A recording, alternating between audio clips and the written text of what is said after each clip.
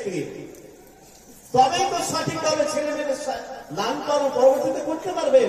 যদি দুয়াতেই ভুল হয়ে যায়, যদি আল্লাহ তাআলাকে চাওয়া ভুল হয়ে যায়, তাহলে নেক সন্তান আসবে না।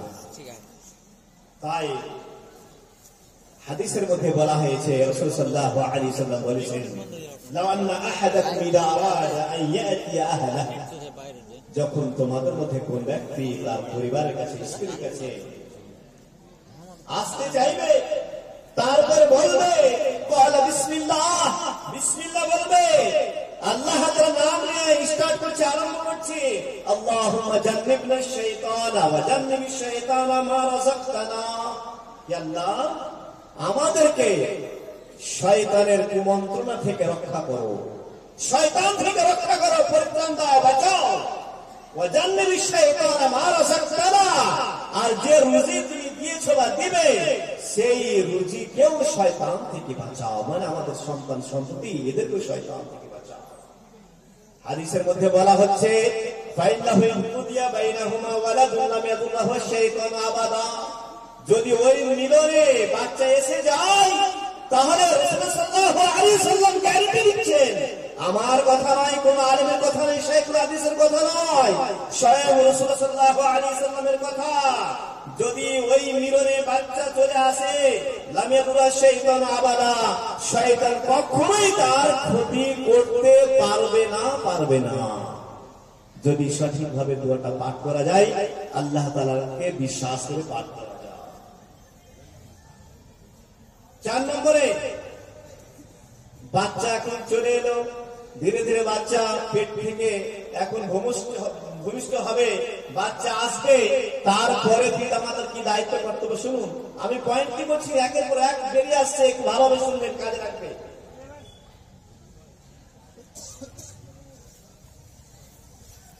মা ইয়াফআলু ইযা রুযিকা বিমাউলুদ, এখন বাচ্চা ভূমিষ্ঠ হয়েছে, ভূমিষ্ঠ হওয়ার পরে পিতামাতার কি দায়িত্ব কর্তব্য?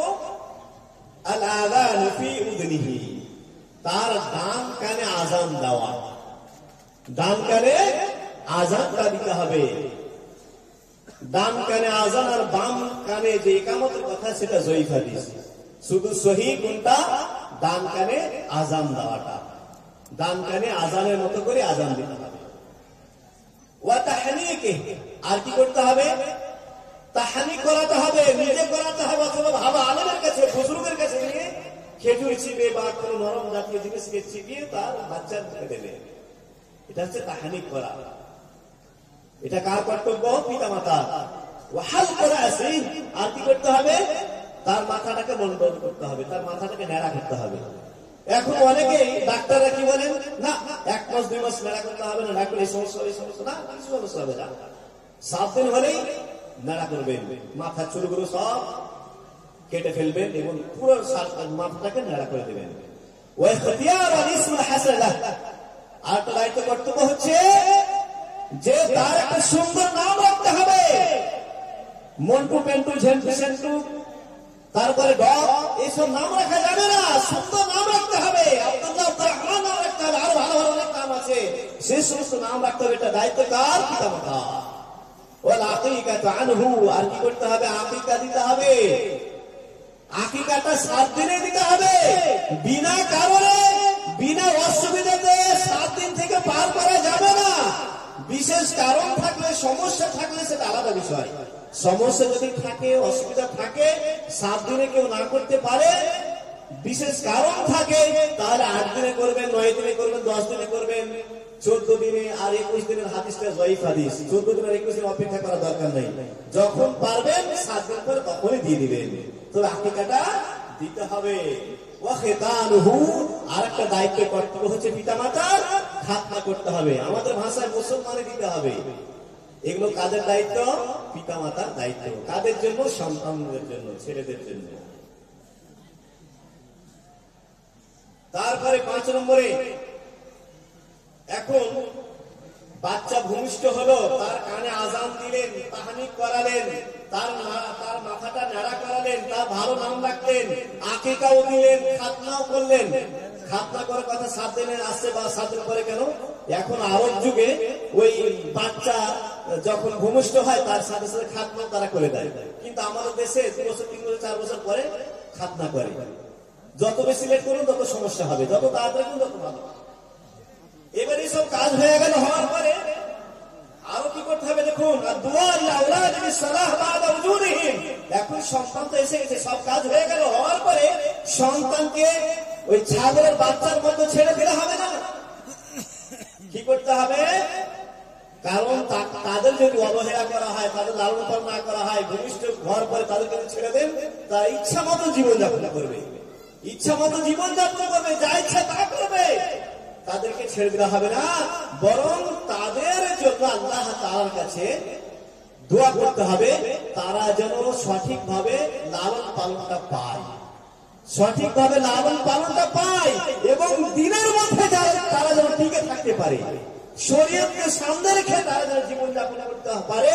এর জন্য আল্লাহ তাআলার কাছে কি করতে হবে? আমাদেরকে দোয়া করতে হবে। ইব্রাহিম আলাইহিস সালাম দোয়া করেছিলেন, কি দোয়া করেছিলেন? ওয়াজনুবনি ওয়া বানি আন না'বুদাল আসনাম, ইয়া আল্লাহ আমাকে এবং আমার সন্তান সন্ততিকে, ছেলে মেয়েদেরকে না'বুদাল আসনাম, মূর্তির পূজা থেকে পরিত্রাণ দাও, মুক্তি করো, বাঁচাও। এই দোয়াটা করতে হবে। এই দোয়াটা যদি না করেন, দেখবেন আপনার ছেলের মুসলমানে দিবেন, তারপরেও সে আস্তে আস্তে আস্তে আস্তে অমুসলিমদের কালচার গ্রহণ করবে, ও হিন্দু হয়েই যাবে, অমুসলিম হয়ে যাবে। ওর জন্য আল্লাহ তাআলার কাছে দোয়া করতে হবে, আল্লাহ তাআলা আমাকে এবং আমার সন্তানদেরকে মূর্তির পূজা থেকে, শিরক ও বিদআত কাজ থেকে, কুসংস্কার থেকে, ইসলাম বিরোধী কাজ থেকে, বদমাইশি থেকে আমাদেরকে সকলকে তুমি পরিত্রাণ দাও, বাঁচাও। এই দোয়াটা সদা সর্বদা করতে থাকতে হবে। এবারে আসুন 6 নম্বরে, বাচ্চা এখন আস্তে আস্তে বড় হচ্ছে, বড় হওয়ার পরে আমাদের কিছু স্বভাব চরিত্র আছে, বদমাইশি বুদ্ধি আছে, সেগুলো আমরা অনেক সময় করে থাকি, সেটা কখনো করবেন না, নিষেধ করা আছে। কি কি নিষেধ করা আছে দেখুন, 6 নম্বরে, আদামু ইখাফাতিস সাবী বিশ-শাইতান ওয়াদ-দালাম ওয়াস-সারিক লা সিয়ামা ইনদাল বাকা। কত সুন্দর কথা। সন্তান সন্ততি, ছেলে মেয়ে, বাচ্চাদেরকে কখনোই ভয় দেখাবেন না।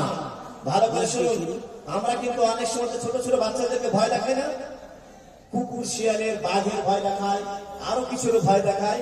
নিষেধ করা হচ্ছে, কখনোই বাচ্চাদেরকে ভয় দেখাবেন না। কারণ যদি তারা ছোটকালে 2 বছর 3 বছর 4 বছর বয়সে যদি ভয় পেয়ে যায়, তাহলে সারা জীবনও ভয় পেতে থাকবে, ওলামায়ে কেরামেরা বলছেন। অতএব ছোট ছোট বাচ্চাদেরকে কোনো মতে ভয় দেখাবেন না, কেউ ভয় দেখাবেন না। কিসের ভয়? শয়তানের ভয়। এই বদমাশি করো না, শয়তান চলে আসবে, জিনে ধরে নিবে, ভূতে ধরে নিবে, এরকম কথা কখনো বলবেন না। ওয়াদ-দালাম এবং অন্ধকারের ভয়। বাচ্চা হেঁটে যাচ্ছে, চন্দ্রের কোন আলো নেই, অন্ধকার, হঠাৎ করে বলছে এই তোমার সামনে সাপ, এই তুমি ভয় করে তোমার এই ওই, এইভাবে অনেক সময় আমরা বলে থাকি, এটা কখনো বলবেন না। অন্ধকারের ভয় তাদেরকে দেখাবেন না। এবং চোরের ভয় দেখাবেন না, চোরের ভয় কখনো বাচ্চাদেরকে দেখাবেন না। লা সিয়ামা ইনদাল বাকা, বিশেষ করে যখন তারা কান্না করবে। ছোট ছোট বাচ্চারা, মেয়েরা যদি কান্না করে, তাহলে ওই অবস্থাতে এই সব জিনিসের কখনো ভয় দেখাবেন না, কখনো ভয় দেখাবেন না। প্রিয় শ্রোতা মণ্ডলী, আমি যে পয়েন্ট নিয়ে আলোচনা করছি, আপনাদের মনে হয় ভালো লাগে না? বলেন, ভালো লাগে না? কিছু শিখার আছে না? নাই আছে? গজল বলতে পারি না তো, এটা আমার কি বলবো, শিখতে পারছি না, ইন্টারেস্ট নাই। 7 নম্বরে দেখুন, তামকিনুহুম বিল-ইখালিল আখারিন লাম ইয়াখশা আলাইহিম মিনহু। আমরা কিন্তু অনেক সময় কি করে জানেন, বাচ্চাদেরকে বাড়িতে বেঁধে রাখি, বাইরে বেরোতে দিই না। বাইরে বেরোলে হয়তো গাড়ি শিখবে, বাইরে বেরোলে অন্য ছেলেদের সঙ্গে খেলা বেড়াবে, আরো কিছু করবে, উল্টাপাল্টা কাজ করে বেড়াবে। ওর জন্য ওদেরকে বাড়িতে বেঁধে রাখি, এটা কিন্তু ঠিক নয়। বাইরে আবহাওয়া, বাইরের পরিবেশটাও তাদেরকে কিছুটা দাওয়াতে হবে। এটা বলা হচ্ছে তামকিনুহুম বিল-ইখালিল আখারিন লাম ইয়াখশা আলাইহিম মিনহু। যদি ছেলেদের সঙ্গে মিশতে দিয়ে বড় ধরনের সমস্যা না হয়, তাহলে ছেলেদের সঙ্গে মিশতে দিবেন, ছেলেদের সঙ্গে মিশতে দিবেন। একজন ভালো বৈজ্ঞানিক তিনি বলছিলেন যে অনেক পরিবার আছে যে ছেলেদেরকে বাড়ির ভিতরে ঘরের ভিতরে বন্দি করে করে করে তার ব্রেনটাও এমন সংকীর্ণ করে দিচ্ছে যে ও বাইরের কিছুই বুঝে না। তো বাইরের কিছুটা তাদেরকে বুঝতে দিতে হবে। ছোট ছোট বাচ্চা খেলাধুলা করবে, মারামারি করবে, দৌড়াদৌড়ি করবে, এটা কোনো সমস্যা নেই। যত বেশি করবে তত তার মস্তিষ্কের উন্নতি হবে, তার ব্রেন আরো বেশি বেশি খুলে যাবে। অতএব যদি সমস্যা না থাকে তাহলে বাইরের ছেলেদের সঙ্গেও অনেক সময় তাদেরকে মিশতে দিতে হবে। 8 নম্বরে, এটা কিন্তু খুব গুরুত্বপূর্ণ, যেটা আমরা করে থাকি এটা কখনোই কেউ করবেন না। আদাবু ইহাদাতিহি ওয়া তাহকিরিহি খুসুসান আমামা উখওয়াতিহি ওয়া আকারিবিহি ওয়াল আজানি। কত সুন্দর কথা। ছেলে মেয়েদেরকে কখনোই অপমান করবেন না। ছোট ছোট বাচ্চা, তাদেরকে কেউ অপমান করবেন না। ওয়া তাহকিরুহু, তাদেরকে কখনোই ছোট করবেন না। খুসুসান আমামা উখওয়াতিহি, বিশেষ করে ছেলে মেয়েদেরকে তাদের ভাই বোনদের সামনে, ভাই অথবা বোনের সামনে, মানে আপনার এক ছেলেকে আপনার অন্য ছেলের সামনে এক ছেলেকে বকাঝকা করছেন, তাকে গালি দিচ্ছেন, অপমান করছেন, ছোট করছেন, আর আপনার অন্য ছেলেদের দেখছে, এটা কখনোই করবেন না। অথবা আপনার পরিবারের লোক, বাড়ির লোক আছে, তাদের সামনে বকাঝকা করছেন, তাদের অপমান করছেন, গালি দিচ্ছেন, এটা কখনোই করবেন না। কারণ সে মা এমন ভাবে ভেঙে পড়বে, সে নিজেকে দুর্বল ভাববে এবং আস্তে আস্তে আস্তে আস্তে তার ব্রেনটা অকেজ হয়ে যাবে। ওলামারা বলছেন অতএব বাচ্চাদেরকে খারাপ ভাষা কখনো বলবেন না, গালি দেবেন না, মারবেন না, তাদেরকে শুধু বুঝাবেন, তাদের কাউন্সিলিং করবেন, এটা অনেকটা ইনশাআল্লাহ উন্নতি হবে। 9 নম্বরে যেটা আমরা করে থাকি, এটা কিন্তু আমাদের বদ অভ্যাস। আল্লাহ ইউনাদা বিআলফাযিন গায়রি তাইয়্যিবা কায়া গাবি। ছেলে মেয়েদেরকে কখনোই আপত্তিকর ভাষাতে ডাকবেন না। আপত্তিকর ভাষা, নোংরা ভাষাতে কখনো ডাকবেন না। আমরা অনেক সময় তো আমাদের ভাষা বলে থাকি না, এই বোকা, কি করছিস রে, বোকা শোন, হারামখোর, বদমাশ। ছেলেদেরকে এভাবে গালি দেয়, এই গালিগুলো কখনো দেবেন না। এরকম গালি দিলে তারা ভালো ভাষা শিখবে না, সঠিকভাবে লালন পালন করা হবে না।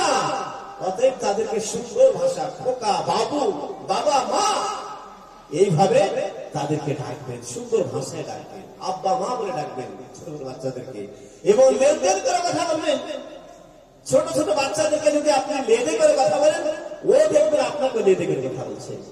তাদেরকে লেনদেন ভাষা বলার চেষ্টা করবেন, সুন্দর ভাবে বলবেন, বুঝাবেন, তারা আপনার কাছ থেকে, আপনার স্ত্রীর কাছ থেকে তারা সুন্দর ভাষা শিখতে পাবে।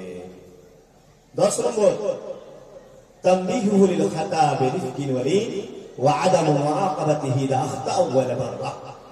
তারা যদি ভুল করে থাকে, ছোট ছোট বাচ্চারা টাইপের ভুল করবে, তারা ভুল করবে, তাদের ভুলটা সংশোধন করতে হবে খুব নরম ভাষাতে, ধীরে ধীরে নরম ভাষাতে তাদের ভুলটাকে সংশোধন করতে হবে। ওয়া আদামু মুআকাবাতিহি, আর তাদেরকে শাস্তি দিতে হবে না, শাস্তি দিতে হবে না। গরুর মতো, ছাগলের মতো মারধর করা যাবে না। ইদা আখতাআ ওয়া লা বাররা, যখন প্রথমবার ভুল করবে, প্রথমবার ভুল করেছে, আপনি আস্তে আস্তে বলুন, বুঝান তাকে। প্রথমবার ভুল করা মাত্রই লাঠি দিয়ে, জুতা চপ্পল দিয়ে পিঠে মারছেন, খাম্বাতে বেঁধে রেখেছেন, তাড়ছেন, এটা কখনো করবেন না। এটা মানুষের কাজ নয়, আদর্শবান পিতামাতার কাজ নয়।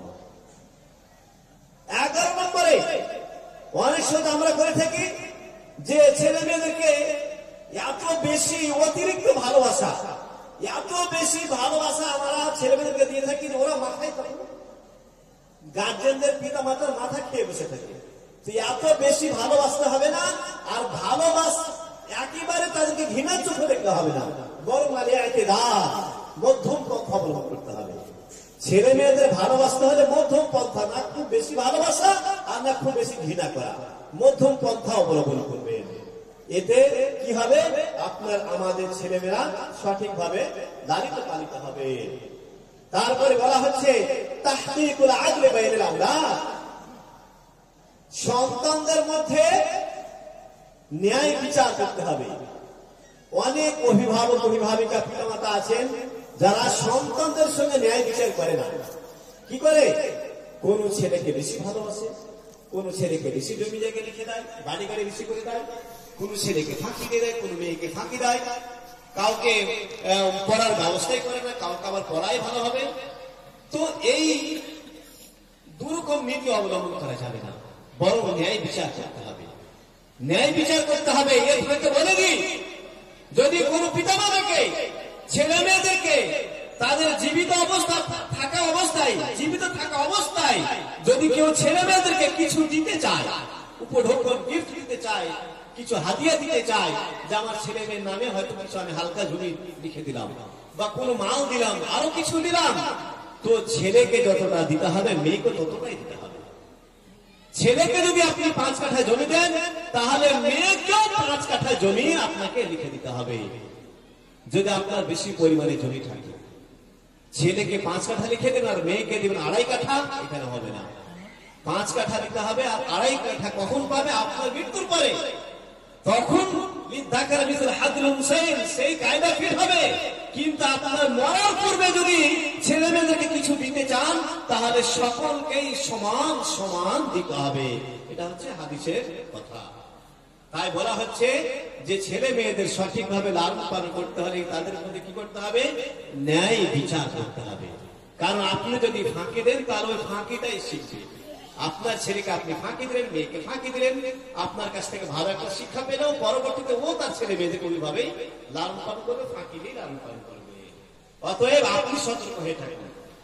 তারপরে বলা হচ্ছে আদামুস সামাহ আলী ইবনে আবিল বিন বেলুবসি আল বান্তলুন বাদা উমরা আস-সাবিআ তাকরিবান। খুব সুন্দর কথা। ছেলে এবং মেয়ে উভয়, আপনার আমার ছেলে মেয়ে উভয়কে যখন তাদের বয়স 7 পার হয়ে যাবে, যখন তারা 7 বছর অতিক্রম করে ফেলবে, তখন তাদেরকে টাইট ফিট প্যান্ট পরতে দিতে হবে না। টাইট ফিট পোশাক প্যান্ট পরতে দিতে হবে না যখন তাদের বয়স 7 হয়ে যাবে, সে ছেলে হোক অথবা মেয়ে হোক। কারণ যদি টাইট ফিট প্যান্ট পরতে দেন, তারপরে হাফ প্যান্ট পরতে দেন, ওই অবস্থাতে কোয়ার্টার প্যান্ট পরতে দেন, তাহলে তাদের ধীরে ধীরে ধীরে মস্তিষ্ক খারাপ হবে এবং তারা ইসলামের ঢাঁচা, ইসলামের গণ্ডিতে থেকে তারা লালিত পালিত হবে না।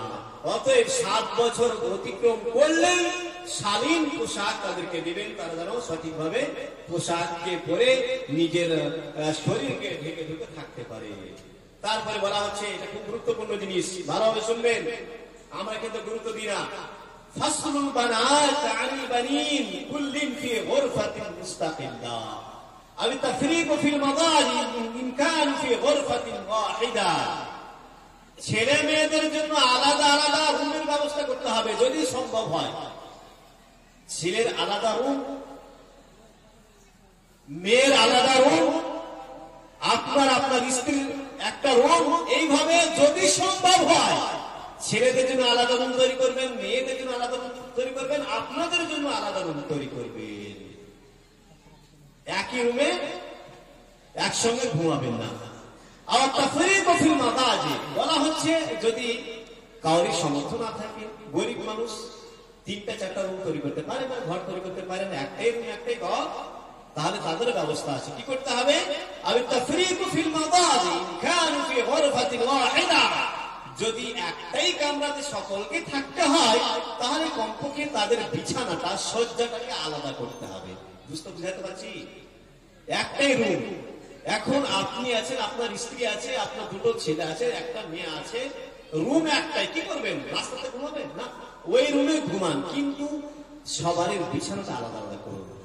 সবারই বিছানা, আপনার স্ত্রীর বিছানা আলাদা করেন না, আপনি আপনার স্ত্রী একটা বিছানা থাকুন, ছেলেদেরকে একটাতে দিন, মেয়েদেরকে একটাতে দিন, 3টা বিছানা করুন কমপক্ষে, দিয়ে আলাদা আলাদা আপনারা ঘুমান। যদি একসঙ্গে ঘুমান, তাহলে স্বামী স্ত্রী কিভাবে ঘুমিয়ে থাকবে, আপনার ছেলে মেয়ে কিভাবে ঘুমিয়ে থাকবে?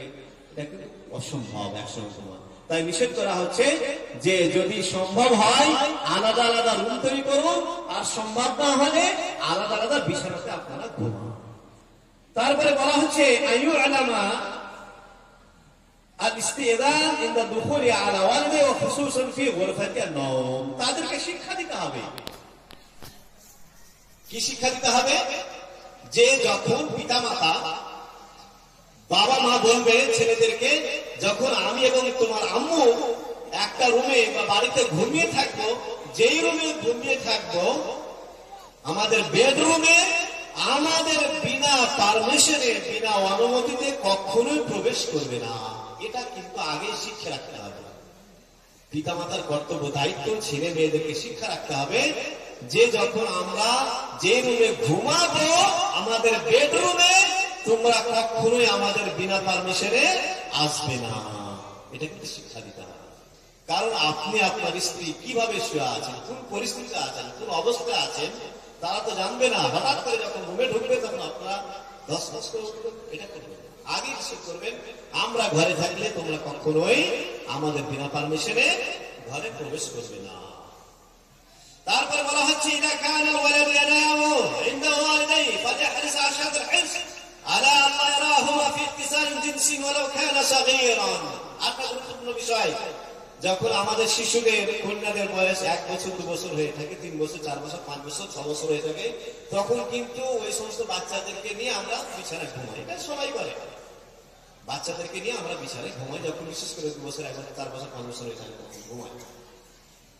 তো বলা হচ্ছে যে যদি ঘুমাই তাহলে কি করতে হবে? ফালিহরিস আশাদুল হিরস আল্লা ইয়ারাহু ফি ইত্তিসাল জিনসিয়িন। একসঙ্গে যদিও ঘুমাই তাহলে যখন স্ত্রীর সঙ্গে মিলন হবে ওই অবস্থাতে যেন ওই বাচ্চারা না দেখতে পায়, তারা যেন ঘুমিয়ে থাকে। কারণ তারা যদি ওই অবস্থাতে একবার দেখে নাই তাহলে যতদিন ওই ছেলে মেয়েরা বেঁচে থাকবে ততদিন ওই বাবা মায়ের দৃশ্যটা তাদের চোখের সামনে ভাসবে। বাবা মায়ের দৃশ্য, তারা কোন অবস্থায় ছিলেন, কোন অবস্থায় মিলন করছিলেন, এটা কিন্তু ওই ছেলে মেয়েদের চোখে সব সময়ের জন্য, যতদিন তারা বেঁচে থাকবে ছেলে মেয়েরা ততদিন তাদের চোখে কিন্তু ভাসবে। এটা ভুল করে কখনোই এই অবস্থা তৈরি করবেন না। তারপরে বলা হচ্ছে লা তাযহারু আমামা আওলাদিহা বিরতিদাই সিয়াবিন কাসীরা আও শাফাফা ওয়ালা তালবসু বানাতুহা যালিক। মায়েদেরকে বলা হচ্ছে যে মায়েরা তাদের সন্তানদের সামনে, সেই সন্তান ছেলে হোক অথবা মেয়ে, ছেলে হোক অথবা মেয়ে, সন্তান সন্ততি এদের সামনে ওই মায়েরা টাইট ফিট পোশাক পরিধান করবে না, টাইট ফিট পোশাক পরিধান করবে না। কাদের সামনে? আপন ছেলে মেয়েদের সামনে। আও শাফাফা, অথবা একেবারে পাতলা পোশাক পরিধান করবে না। ওয়ালা তালবসু বানাতুহা যালিক, আর মেয়েরা না টাইট ফিট পোশাক পরিধান করবে না পাতলা পোশাক পরিধান করবে, কোনটাই করবে না। কত সুন্দর শিক্ষা! অনেক সময় মায়েরা কি করে ছেলে মেয়েদের সামনে একেবারে হাত উলঙ্গ হয়ে যায়, হাত উলঙ্গ, মানে তার নির্দিষ্ট জায়গা বাদ দিয়ে সব কিছু ছেলেমেয়েরা দেখতে পায়। এটা কিন্তু চরম অন্যায়। আপন ছেলে মেয়ে হলেও সবকিছু দেখাটা জায়েজ নয়। এটা কখনোই করবেন না, ভুল করবেন না। এটা মায়েদের জন্য বিশেষ করে বলা হচ্ছে যে আপনারা আপনাদের ছেলে মেয়েদের সামনে ওই টাইট ফিট পোশাক অথবা একেবারে পাতলা পোশাক পরিধান করে কখনোই বের হবেন না। তারপরে বলা হচ্ছে তা'আবিদুল ওয়ালাদ আলা গদ্দিল বাসর, ছেলে এবং মেয়েদেরকে দৃষ্টি নিচু করার জন্য উপদেশ দিতে হবে। ছেলে এবং মেয়েকে দৃষ্টি নিচু করার জন্য উপদেশ দিতে হবে যে তোমরা কখনোই কোন ছেলের দিকে তাকাবে না, মেয়ের দিকে তাকাবে না এবং নোংরা জিনিস দেখবে না। এই কথা তাদেরকে সদা সর্বদা শিক্ষা দিতে হবে। তারপরে আরেকটা গুরুত্বপূর্ণ বিষয় হচ্ছে, বলা হচ্ছে লা ইয়ারা উখতাহু আও তারাহু ফিল হাম্মাম ওয়ালা ইয়াদখুলুল হাম্মামা জামিআন। কোন ভাই তার বোনকে বাথরুমে অথবা পায়খানা রুমে যেন না দেখে। ভাই তার বোনকে অথবা বোন তার ভাইকে পায়খানা করতে অবস্থায়, পেচ্ছাপ করা অবস্থায় বা গোসলের অবস্থায় যেন না দেখে। ওয়ালা ইয়াদখুলু ওয়ালা ইয়াদখুলাল হাম্মামা জামিআন, এবং ভাই ও বোন একসঙ্গে যারা তারা যেন গোসল করতে না প্রবেশ করে। আমরা অনেক সময় ছোট ছোট বাচ্চা, এই যাও তোমরা গোসল করে নাও, একসঙ্গে ভাই বোন উলঙ্গ হয়ে গোসল করছে। যতই ছোট হোক না কেন উলঙ্গ হয়ে ওইভাবে ভাই বোন একসঙ্গে গোসল করবে না, একসঙ্গে বাথরুমে প্রবেশ করবেন, এটা করা ঠিক নয়। তা'বীদুহু আলা আদামি কাশফি আওরাতিহি ওয়া আদু সামাল আখির মুশাহাদাতহা। বলা হচ্ছে যে তাদেরকে শিক্ষা দিতে হবে, উপদেশ দিতে হবে, বাস্তব করাতে হবে যে তারা যেন কোনো অবস্থাতেই উলঙ্গ না হয়, সে ছোট হোক অথবা বড় হোক, ছেলেমেয়েরা ছোট হোক বড় হোক, কোনো অবস্থাতেই তারা যেন উলঙ্গ না হয়, বস্ত্রহীন না হয়। এর জন্য আমাদেরকে তাদেরকে অভ্যাস করতে হবে, শিক্ষা দিতে হবে। عدم السماح له بالدخول الى النساء في الاعراس والاسواق النساء اذا كان ذكرا। বলা হচ্ছে যে এমন কিছু জায়গা যেটা নারীদের জন্য নির্দিষ্ট জায়গা, এমন অনুষ্ঠানের জায়গা, এমন ভালো জায়গা যেখানে নারীরাই হয়তো থাকে, সেখানে কোনো পুরুষ যেন না যায়, ছেলেরা যেন না যায়। ওইরূপ ছেলেদের জায়গাতে যেন নারীরা না যায়, এটা আমাদেরকে খেয়াল রাখতে হবে। لا اسم له بمشاهدة الأفلام والصور الخليعة والمجلات الهابطة أو قراءة القصص الغرامية। বলা হচ্ছে যে ছেলে মেয়েদেরকে কখনো অশ্লীল ফিল্ম দেখতে দেওয়া যাবে না, ছেলে মেয়েদেরকে অশ্লীল ফিল্ম দেখতে দেওয়া যাবে না। মোবাইলে দেখছে, আপনি দেখছেন যে নোংরা ছবি দেখছে, অশ্লীল ফিল্ম দেখছে, সঙ্গে সঙ্গে মোবাইলটা তার হাত থেকে কেড়ে নেন, তবে তো আপনি হবেন একজন আদর্শবান অভিভাবক অভিভাবিকা। আর যদি ভাবেন ছেলে দেখছে দেখছে দেখুন টাইম পাস করো, এরকম যদি ভাবেন তাহলে গেল। তাই বলা হচ্ছে যে ছেলে মেয়েদেরকে অশ্লীল ফিল্ম দেখতে নিষেধ করতে হবে। ওয়াল মাজালাত হাবিতা, এবং অশ্লীল ম্যাগাজিন পড়তেও তাদেরকে নিষেধ করতে হবে, অশ্লীল বই পড়তে নিষেধ করতে হবে। এমন কিছু বই যেখানে একেবারে অশ্লীল ঘটনা আছে, এমন ম্যাগাজিন যেখানে শুধু উল্টাপাল্টা ছবি আছে, নোংরা ছবি আছে, সেই ছবি দেখতে, সেই বই পড়তে তাদেরকে নিষেধ করতে হবে। আর কি করতে হবে? বিশেষ করে প্রেমের গল্প, ছেলে মেয়েরা যেন প্রেমের গল্প কাহিনী কিস্সা যেন না পড়ে, এর তাদেরকে অভ্যাস করাতে হবে। আর কি করাতে হবে? গারসুল আকিদাহ ওয়াল ঈমান ফি নাফসিহি, ছেলে এবং মেয়েদের অন্তরে আকিদা এবং ঈমানের গাছ রোপণ করতে হবে। আকিদা এবং ঈমান তাদের অন্তরে গেঁথে দিতে হবে, স্থাপন করতে হবে, তবেই হবে সে অভিভাবক আদর্শবান অভিভাবক এবং জান্নাতুল অভিভাবক।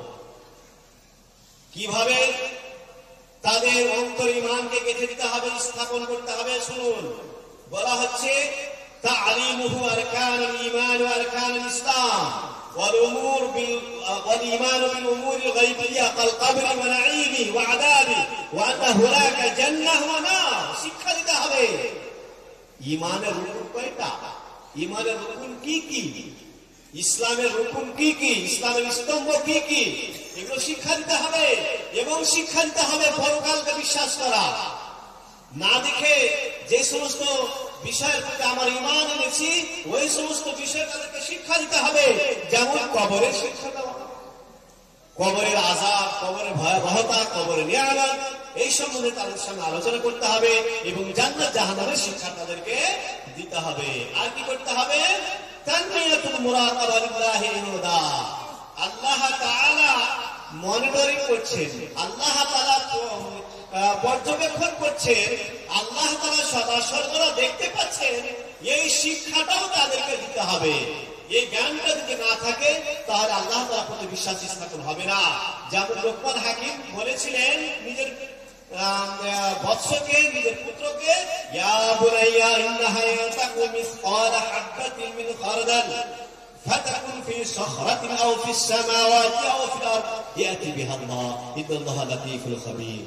লোকমান হাকিম শিক্ষা দিয়েছেন নিজের পুত্রকে, হে আমার সন্তান, হে আমার পুত্র, যদি কোন বস্তু সরিষার দানার মতো হয় এবং সেটা যদি কোন পাথরে বেঁচে থাকে অথবা আকাশের নিচে জমিনের মধ্যে যে কোনো স্থানে থাকে না কেন, আল্লাহ আল্লাহ তাআলা সেটাকে বের করে আনবেন। ইন্নাল্লাহা লাতীফুল খাবীর, নিশ্চয় আল্লাহ তাআলা হচ্ছেন সূক্ষ্মদর্শী এবং সর্ব বিষয়ে অবহিত। আল্লাহ তাআলা সব জানেন। এমনকি গভীর রাত্রে কালো কুৎসিত পিপীলিকা, অন্ধকার রাত্রে গভীর রাত্রে কালো পিপীলিকা যদি চলাফেরা করে, সেটাকে আল্লাহ তাআলা দেখতে পান। এমনকি তার চলাফেরা করার শব্দটা আল্লাহ তাআলা শুনতে পান। এত আল্লাহ তাআলা সূক্ষ্মদর্শী, তার কান এত সূক্ষ্ম যে আল্লাহ তাআলা সব শুনতে পান, সব দেখতে পান। এরকম শিক্ষা ছেলে মেয়েদেরকে দিতে হবে।